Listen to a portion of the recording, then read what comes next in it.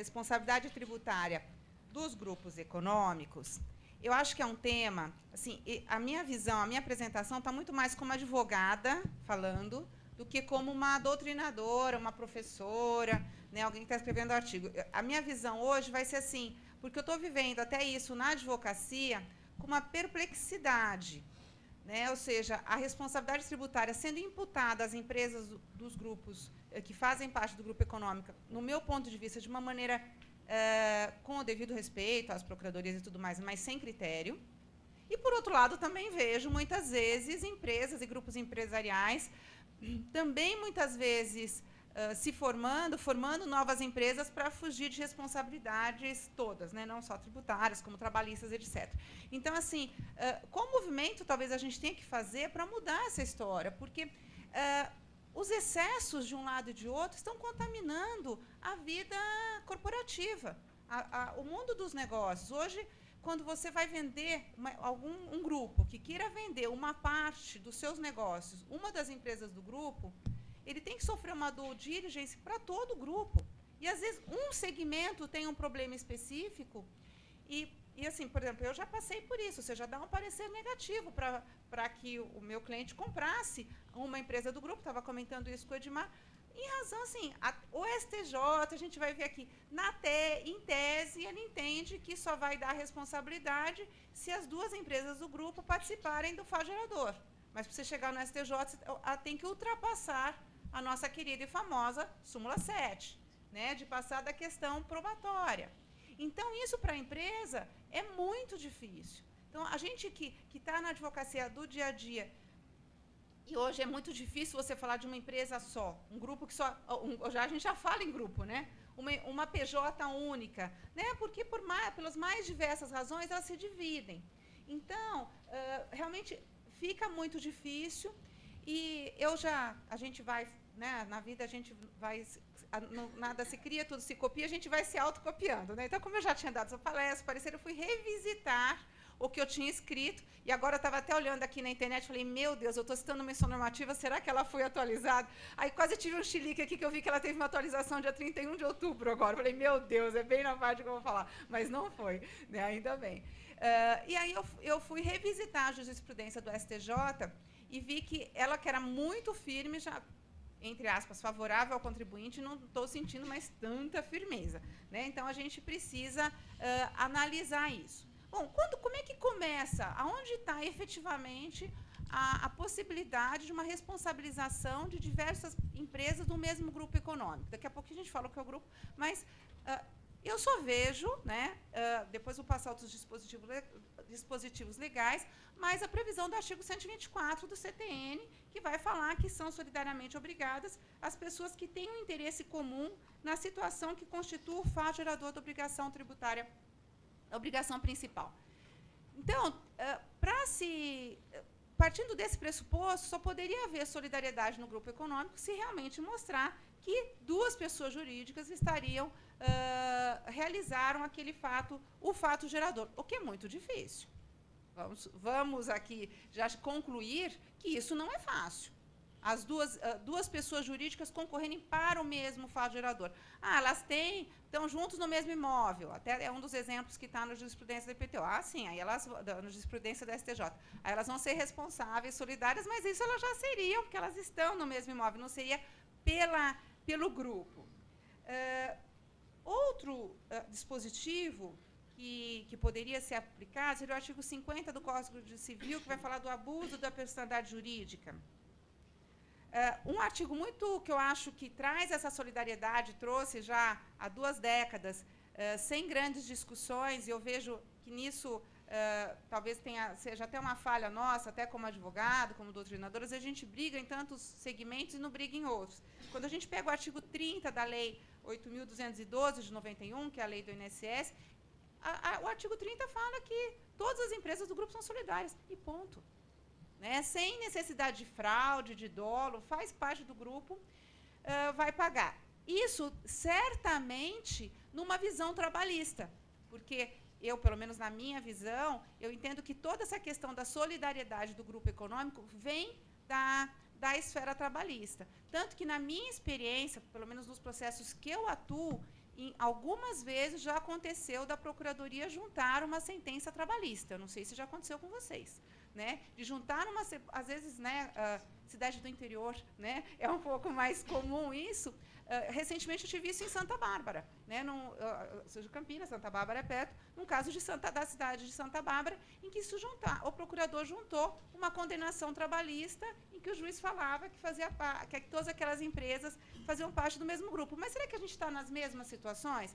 E agora temos que pensar, vou passar isso também, que a reforma trabalhista altera esse conceito.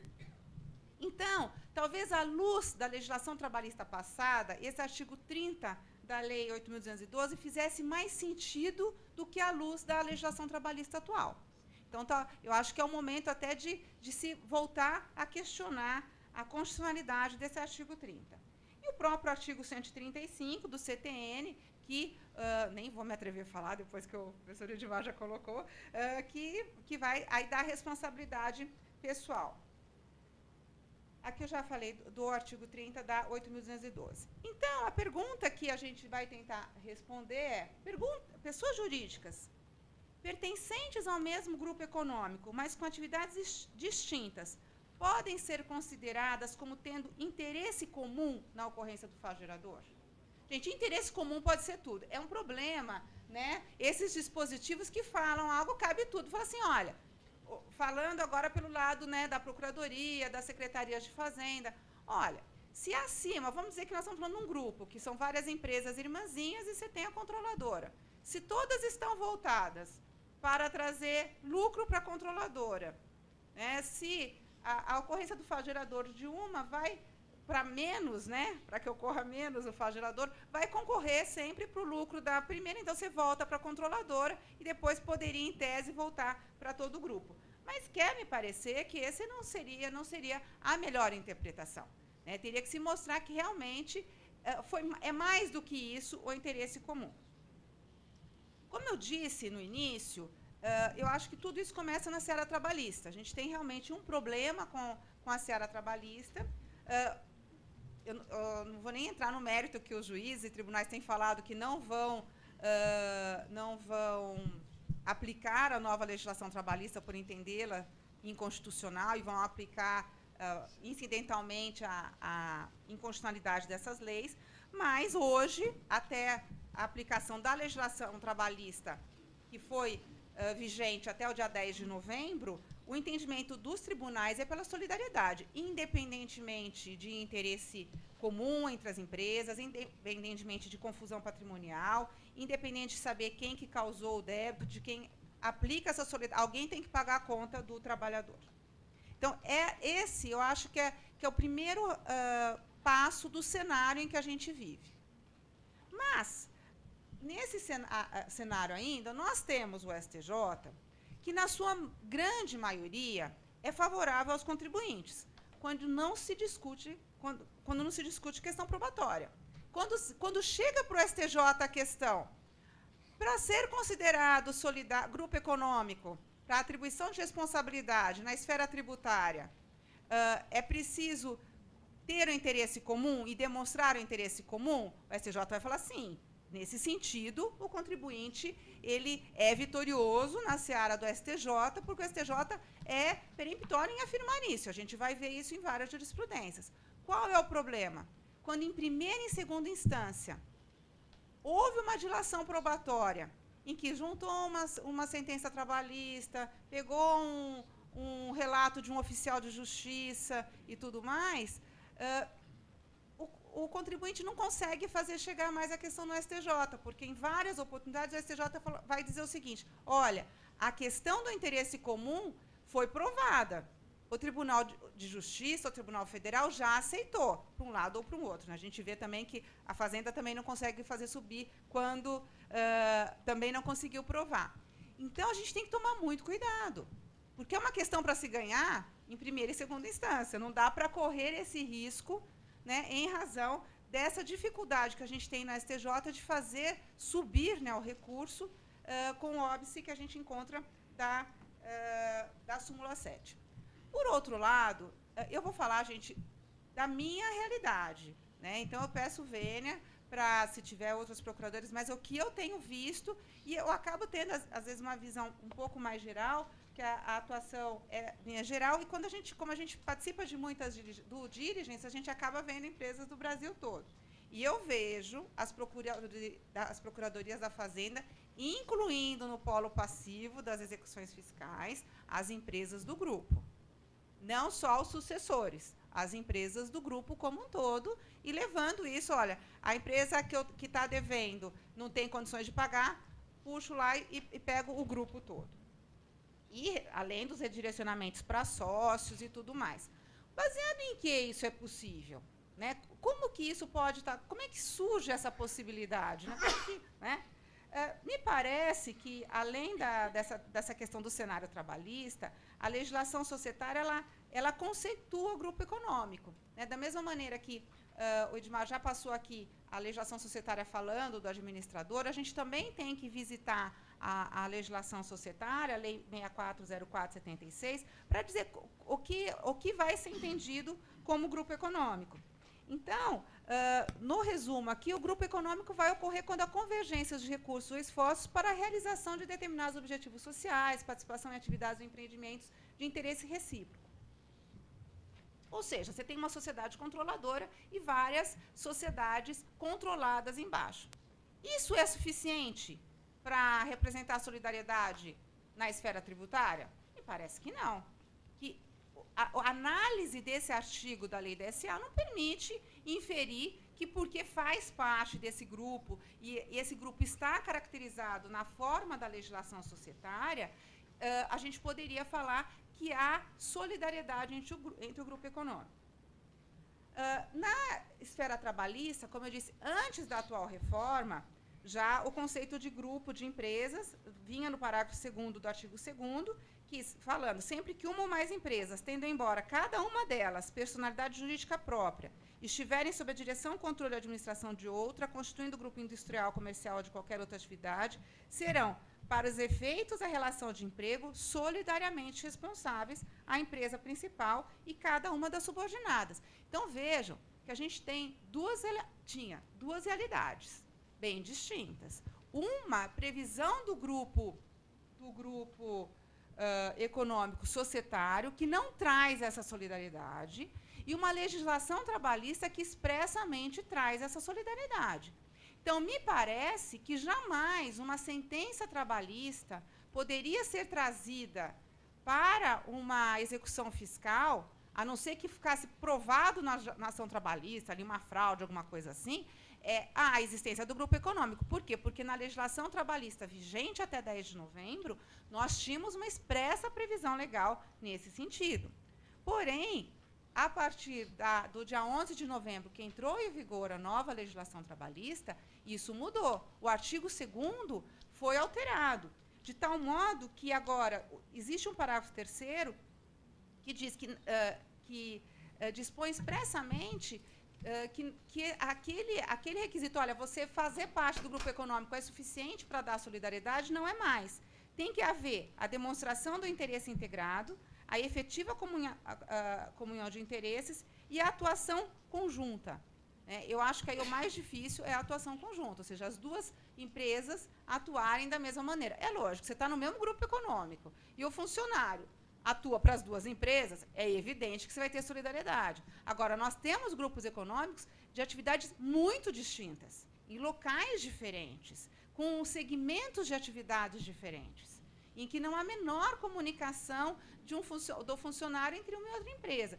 Então, quer me parecer que a gente vai ter um momento de transição. Eu acho que existe um apego na esfera trabalhista muito grande. Alguém tem que pagar essa conta, então eu vou dar para a empresa que faz parte do grupo econômico, se a principal não conseguiu pagar, mas, para isso, tem que julgar inconstitucional esse artigo. E aonde residiria a inconstitucionalidade desse artigo, eu, particularmente, não consigo ver. Coloquei até aqui as outras mudanças que se dá na reforma trabalhista também para a sucessão empresarial e também para o sócio retirante, trazendo um pouco mais de garantia. Ou seja, se você realmente saiu e o fato gerador aconteceu, o fato gerador não, as questões trabalhistas ocorreram depois da saída do sócio, ele está preservado, o que não acontecia antes, e na sucessão empresarial também algumas mudanças. Me parece também que nós vamos ter que ter uma alteração em razão dessa alteração trabalhista, como eu falei, no próprio artigo 30 da 8.212 e nos artigos 494 e 495 da Instrução Normativa da Receita, que trata das contribuições previdenciárias. Porque me parece que não vai mais poder ser entendido como está no artigo 494, que repetia o que estava na CLT. Que grupo econômico, quando duas ou mais empresas estiverem sob a mesma direção ou controle. Então, caminhando no sentido da reforma trabalhista, nós vamos ter que ter também a reforma previdenciária nesse tema da solidariedade. Acho que, inclusive, para os novos lançamentos, a partir de 11 de novembro, inclusive, isso podendo ser alegado. Aqui venho repetindo, até como um mantra, para ver, às vezes, aquela coisa do advogado ficar repetindo, para ver se alguma vez o juiz aceita o que você falou, que a existência do grupo econômico não pode significar solidariedade só porque fazem parte da empresa. Então, aqui, qual que é o entendimento, tirando, não é do que eu penso, mas assim, de jurisprudência, de artigos, onde que caberia a responsabilidade tributária para pessoas jurídicas que compõem o grupo? Se essas pessoas jurídicas efetivamente realizaram o fato jurídico tributário. Por exemplo, um planejamento tributário em que se só divide a empresa, sei lá, para uma está no Simples e a outra está com atividade empresarial, para ter algum tipo de benefício, mas as duas estão no mesmo local, fazem a mesma atividade, têm os mesmos chefes, aí, bom, é indiscutível. E aí já entra até no item B, se houve algum tipo de fraude ou simulação na condução dos negócios. Mas, veja, eu acho que se você tiver as duas empresas no mesmo segmento, no mesmo local e sob a mesma direção, você não precisa nem falar que... Eu, como procurador, como fiscal, nem iria para o lado da fraude, porque eu acho que é um caminho mais complicado. Eu acho que só isso... Olha, independentemente se teve fraude ou não, você pode dirigir os seus negócios. Mas as duas empresas estão... Elas estão, na verdade, trabalhando juntas para a ocorrência do fato gerador. Então, não tenho muita dúvida disso. E se há comprovada a confusão patrimonial. Gente, e isso eu falo, sim, que em muitos grupos econômicos há confusão patrimonial. É que, nossa, será que eu vou falar isso na frente? O Oswaldo está aí, o Alberto, meu Deus do céu. Mas, assim, é só pegar, dentro do grupo empresarial, a história dos mútuos. É um tal de... passar o dinheiro para cá, mandar o dinheiro para lá, ficar suprindo o caixa um do outro o tempo inteiro. Então, você, mas isso não é suficiente para uma confusão patrimonial. Além disso tudo, o pessoal não faz isso por meio de mútuo, não quer pagar IOF e tenta fazer um sistema de conta corrente. Eu acho, é possível o sistema de conta corrente? Da controladora para as controladas. De controlada para controlada, não dá. Ou seja, isso seria um caminho de confusão patrimonial. E outro que eu vejo, o pessoal lá de Santa Bárbara está bem espertinho, gente, porque eles pegaram, aquele que eu contei que já puseram no polo passivo, eles pegaram o quê? Estava até comentando com o Edmar. A empresa se auto-intitula, as empresas, elas no site se colocam, fazemos parte de um grande grupo econômico. Não é? Todas, né? A procuradoria vai no site. Miriam Brabode, vai não, para quê, Ou seja, a própria empresa fala que ela faz parte. Quer dizer, o próprio grupo, atuamos nos mais diversos segmentos, com total harmonia e sincronia, e sinergia, sinergia, palavra-chave. Poxa, aí você senta e chora como advogado. O que você faz? Nada, senta e chora. Então, eu imagino o procurador, o fiscal, a hora que ele abre o site, ele fala, nossa, parei aqui o meu trabalho. Então, essa questão do grupo econômico é uma questão complicada, porque muitas vezes o próprio grupo faz prova contra si, colocando, ou então você vai na empresa e vê que o mesmo diretor é o diretor para todos. Por quê? É a famosa sinergia, É a famosa sinergia. Pode ter. Só isso vai significar que elas são solidárias? Não. Mas é o que eu falo, não é uma questão isolada, são vários itens juntos, Eu acho, por exemplo, a questão dos mútuos entre as empresas irmãs, eu acho indefensável se for Bíblia, né? Porque eu acho que mostra o quê? Que, na verdade, alguém empresta dinheiro para outro sem querer cobrar nada? Não existe isso. Não existe essa... Eu teria que fazer a ginástica de mandar para a controladora e a controladora mandar para outra controlada, né? E sempre mediante mútuos com, né, talvez nesse entendimento, se cabe, se não cabe o IOF e tudo mais. Então, eu acho que os grupos eles têm aí uma culpa no cartório grande. Agora, cabe a quem fazer a prova, né? Cabe à Fazenda Pública, sem sombra de dúvida, é ela que tem que fazer a prova de que nós estamos falando de um grupo econômico e que pode haver solidariedade. Agora, o que eu tenho visto, né? Que a Procuradoria, ela tem... eu até coloquei errado aqui, há um atalho para as procuradorias inserirem as demais PJs nas cobranças das dívidas tributárias? Não, há atalhos, né, perguntando, porque eu vou colocar vários. Então, na experiência, assim, envio de aviso de cobrança de débitos tributários em nome das PJs provenientes de débito financeiro, você recebe lá a cobrança da outra, com o teu nome. Coloca na conta corrente, principalmente na esfera federal. Aparece na conta corrente a dívida da irmã. Por que está na minha conta corrente? Né? Estou vendo a Ana, né, que a advogada está ali, né, Ana? A gente sofre com isso. Porque aí a empresa vem e fala, mas como isso aconteceu? E precisa tirar. E para tirar, não, só com mandado de segurança e tudo mais. Apontamento nos relatórios fiscais, de débitos de terceiro, impedindo CNDs, certidão de regularidade fiscal, inclusão da PJ solidária no CADIM, inclusão do nome das empresas potencialmente responsáveis na certidão de dívida ativa, ou seja, às vezes passou o processo inteirinho administrativo fiscal só contra uma da pessoa do grupo. Quando vai fazer a certidão de dívida ativa, já coloca todas do grupo juntas. Então, as outras são surpreendidas. Mais difícil de acontecer, ajuizamento de ação cautelar fiscal, visando o bloqueio de bens e direitos de todos os responsabilizados. Essa eu só enfrentei uma até agora. E muitos o requerimento do redirecionamento da execução fiscal em face das empresas. O que nós tivemos, mas aí conseguimos até com mandado de segurança, foi em Minas. A Procuradoria entrou com pedido de redirecionamento para a empresa do grupo. O juiz não deu. Aí ela colocou no relatório, no conta corrente da empresa. Mas tem que entrar com mandado de segurança, porque a empresa só descobriu isso quando foi pedir a CND, e todas essas dificuldades. Bom, como resolver isso? A única maneira de resolver quando a Procuradoria toma esse atalho, né, de não ser o redirecionamento, ainda acho que é útil, mas quando está, de qualquer maneira, seja nas inscrições, tá, o único meio é judicial. Né? É lógico que a gente pode ter a etapa de tentar conversar com o procurador do Estado, do município, é bem mais fácil que o da Fazenda Nacional, né, a gente sabe disso, mas, normalmente, essa discussão vai ser no judiciário. Então, eu quis trazer aqui para vocês, já finalizando, a jurisprudência do STJ.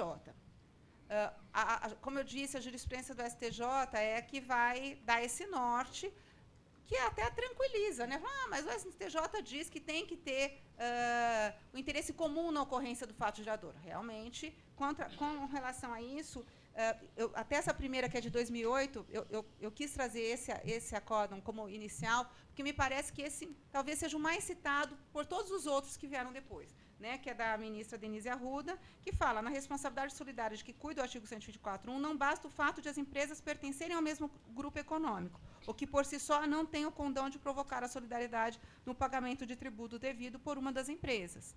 Então, quando a questão, se a Procuradoria só colocou o nome e não fez nada além disso, nenhuma nenhuma prova, porque normalmente quando ela pede o redirecionamento, ela justifica até para o juiz aceitar ou não. Me parece que aí sim se consegue no judiciário, ou simples indicação no conta corrente, também, porque aí não vai ter nem a motivação por parte da Procuradoria. Então, aí a gente teria a tranquilidade desse entendimento, que eu posso dizer que é pacífico. Esse entendimento de que não basta só pertencer ao grupo econômico é pacífico por parte do STJ. A questão, esse daqui também, que ainda foi do ministro Luiz Fux, seguindo isso da mesma maneira, a questão é quando a gente entra em vários, como eu já coloquei, em vários julgados que vão para a questão da prova. Se a prova já foi analisada em primeiro e segundo grau, o STJ não vai se manifestar mais sobre se teve ou não interesse comum na ocorrência do fato gerador, entendendo que isso já foi analisado pelo tribunal de origem. Então, ele não vai analisar. Então, não adianta falar, mas não tem, está provado que não teve um interesse comum. Bom, essa questão, se o tribunal entendeu por razões probatórias que tinha um interesse comum, praticamente morreu a questão. Então, eu trouxe, depois está aqui à disposição de todos vocês, essa jurisprudência que eu colacionei, todas nesse sentido, que, quando um tribunal de origem que, diante do acervo probatório dos autos, conclui pela existência de interesse comum das empresas na situação configurada no fato gerador do tributo, impossibilidade de reexame dos fatos. Então, se há uma mensagem aqui que eu posso deixar quando vocês tiverem o seu cliente, o grupo econômico, primeiro, olhem o site deles, né? Segundo, veja essa questão da transação financeira entre as empresas do grupo. E façam já toda essa questão probatória na primeira chance processual. O que acaba acontecendo, já sei que estou finalizando, mas já estou finalizando mesmo, é que, principalmente quando isso vem numa execução fiscal ou quando vem o nome do conta corrente, o que o contribuinte vai entrar é com mandado de segurança ou na execução fiscal com uma exceção de pré-executividade, em que a dilação probatória não mandado de segurança nem existe. Né? E na exceção de pré-executividade é um pouquinho mais largo, mas milímetros. Né? Você não vai poder fazer uma audiência. Então, você tem que ter provas pré-constituídas. Né? Então, eu já peguei, por exemplo, procuradores muito bons, em que pede para o oficial de justiça ir até a empresa, aí a pessoa fala assim, tem um caso lá que eu falo, é indefensável. A funcionária que foi ouvida, eu pergunto, tem outras empresas aqui no local? Tem. As várias empresas. Todo mundo da mesma família? Faz. Então, aí a pessoa falou assim, mas eu não disse isso. Eu falei, mas o oficial de justiça lavrou essa constatação, né? Ele tem fé pública. Agora a gente vai fazer uma ata notarial no cartório para a pessoa falar que não foi aquilo que ela disse. Então, é muito difícil. Né? Então, o melhor que tem é que não aconteça, porque depois que já existiu principalmente um início de prova que a Fazenda consiga fazer, é muito difícil reverter isso, seja primeira, segunda instância, STJ, aí é impossível mesmo em razão do óbice da súmula 7. Então, o que eu tenho aqui são várias jurisprudências, só não falar que eu só coloco, às vezes, falando que só os advogados não conseguem. Essa aqui é um caso que a Fazenda tentou, falando, não, mas há um interesse comum. Falou assim, não, essa questão já foi decidida no tribunal e você também não pode trazer para o STJ. Então, é para os dois lados que as decisões são, na verdade, no mesmo sentido. Então, são várias jurisprudências que ficam aí para quem se interessar no assunto, à disposição de todos vocês. Agradeço imensamente a atenção. Muito obrigada.